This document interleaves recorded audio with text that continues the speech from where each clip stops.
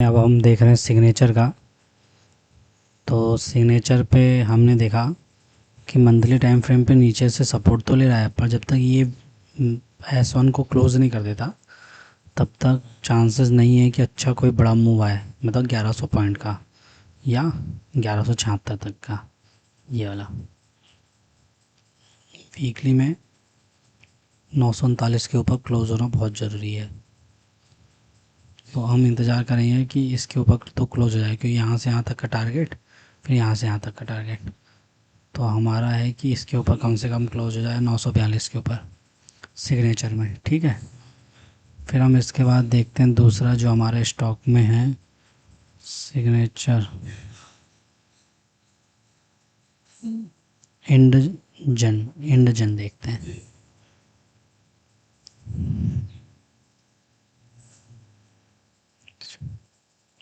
इंडजन में भी वैसे ही है, मंथली में जब तक 567 के ऊपर क्लोज नहीं होगा तब तक हम कुछ बोल नहीं सकते, क्योंकि वीकली में अगर हम देखेंगे तो यही 567 ही आ रहा है। तो यहाँ से लेकर 529 से लेकर 568 तक का हम इंतज़ार कर सकते हैं, पेपर ट्रेडिंग कर सकते हैं। पर पेपर ट्रेडिंग में आप लगा सकते हैं कि कितना सही हो रहा है कितना गलत हो रहा है ना। तो आप इसका इंतज़ार कीजिए पेपर ट्रेडिंग में। मैं रिसर्च एनालिस्ट नहीं हूँ, सेबी के साथ तो मेरे रजिस्ट्रेशन नहीं है। तो मैं जो भी बता रहा हूँ आपको, पेपर ट्रेडिंग करनी 90 दिन, जितना अमाउंट से आप पेपर ट्रेडिंग करेंगे उतनी अमाउंट से फिर आप रियल ट्रेडिंग करेंगे, इसमें कोई कमी नहीं होनी चाहिए। फिर RAIA से आप संपर्क कर लीजिएगा बस। डेली टाइम फ्रेम पे भी यही है 549।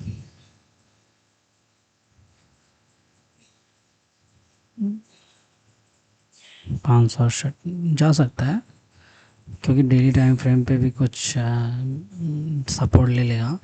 पर अगर डेली टाइम को तोड़ता है मान लो 524 को, तो कहाँ जाएगा, यहीं जाएगा फिर 451, या फिर ये सपोर्ट पे आएगा 496 या 485, यहाँ तक आएगा। फिर आना निश्चित है, क्योंकि फिर डेली टाइम फ्रेम पे सपोर्ट लेना चालू करना पड़ेगा ना उसको। नहीं करेगा तो वहाँ तक आता जाएगा वो, क्योंकि डेली टाइम फ्रेम ब्रेक कर रहा है तो वीकली टाइम फ्रेम का सपोर्ट और रजिस्टेंस देखना पड़ेगा। वीकली टाइम फ्रेम का सपोर्ट और रजिस्टेंस तोड़ रहा है तो मंथली टाइम फ्रेम का सपोर्ट और रजिस्टेंस देखना पड़ेगा।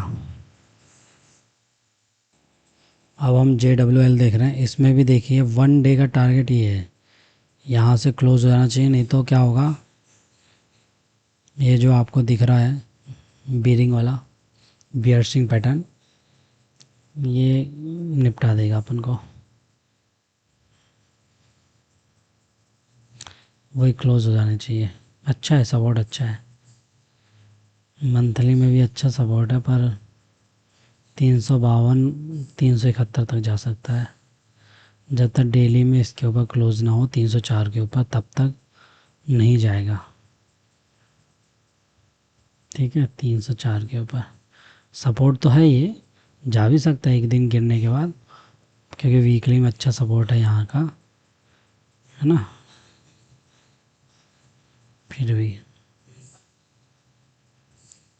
इसलिए ऊपर क्लोज आना, 304 के ऊपर क्लोज आना दीजिए। फिर है हमारा एक और टाइम फ्रेम, फिर हम देखेंगे अपना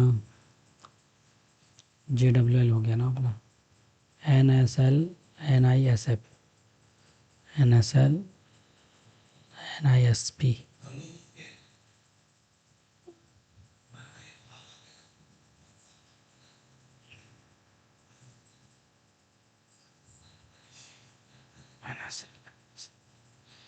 NSL NISP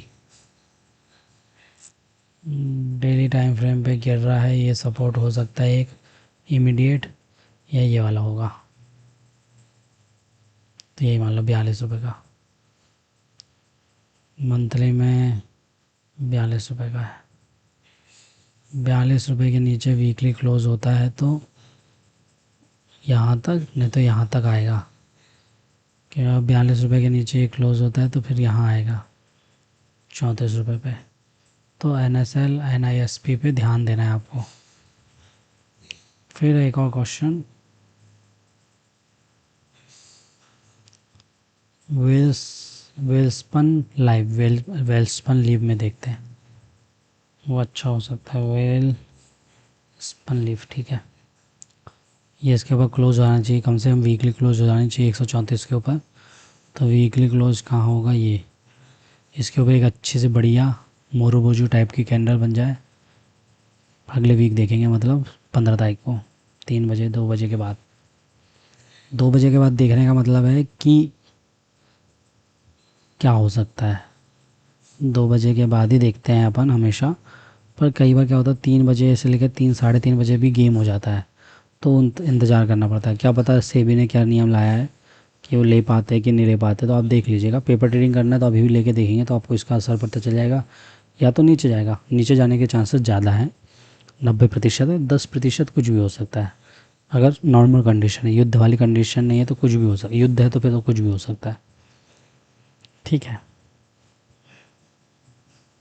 अरे मैं ये क्यों बोल रहा हूँ। फिर है अपना मिंडा कॉर्प, ऐसे ही करना पड़ेगा तब जाके वो सही जगह क्लिक होगा। मिंडा कॉर्प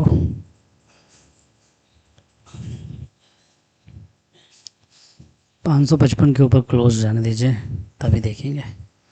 या आपको चेक भी करना है तो आप पेपर ट्रेडिंग में, ट्रेडिंग व्यू में डालेंगे, पेपर ट्रेडिंग करेंगे तो वहाँ 555 के ऊपर क्लोज हो जाएगी वीकली एक अच्छी कैंडल।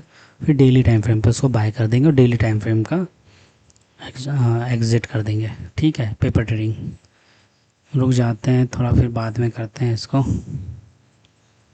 मिंडा कॉर्प 10 मिनट के बना लेते हैं, चलो 2 और स्टॉक देख लेते हैं। मिंडा कॉर्प का पारादीप देख लेते हैं। पारादीप, ठीक है, यहाँ तक जा सकता है 124 से 20 पॉइंट का है, पर वीकली में दिक्कत आ जाएगी। यहाँ 134 के ऊपर क्लोज हो जाने दीजिए, 134 के ऊपर क्लोज हो जाने दीजिए इसको अच्छे से, तब देखेंगे, ठीक है। फिर क्या है, ग्रेविटा, ग्रेविटा, ग्रेविटा इतना गैप है 100 पॉइंट का लगभग।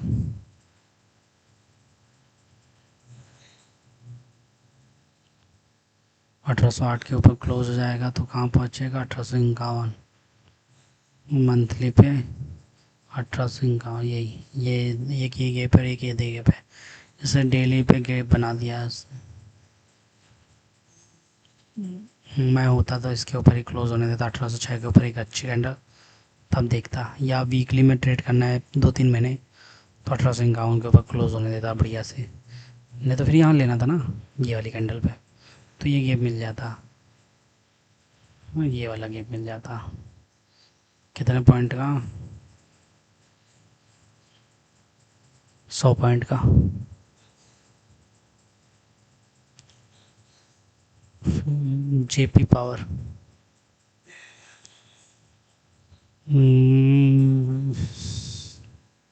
जेपी पावर रेड से नहीं होना था, ग्रीन हो जाती तो बढ़िया मिलता। अब इंतज़ार करेंगे अपन, वीकली क्लोज हो जाए इसके ऊपर, इस क्लोजिंग के ऊपर 20 रुपए के ऊपर, तब देखेंगे। जेपी पावर, ठीक है, 20 रुपए के ऊपर क्लोज आना दीजिए तब देखेंगे। रेनबो,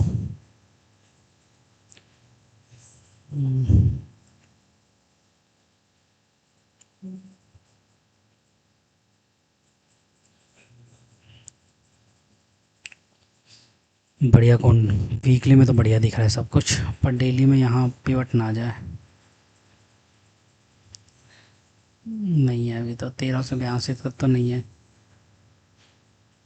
कोशिश करो 1382, 1402 तक जा सकता है वीकली में, क्या बहुत जा सकता है, पर क्या डेली में डाइट कैंडल है, नहीं है, एंगल्फिंग टाइप की है, जा सकता है यहाँ तक 1317 के ऊपर। पर इसके ऊपर क्लोज होना चाहिए कैंडल अच्छी, तो जा सकता है ये 1342 1342 के ऊपर क्लोज हो जाएगा तो हमारा टारगेट हो जाएगा 1400 रुपये का लगभग। पेपर ट्रेडिंग कर सकते हैं आप इसकी रेनबो की। तो यहीं रोकते हैं, बाद में क्लास लेते हैं। तो आप सबको जय हिंद जय भारत, हमारे साथ जुड़े रहें।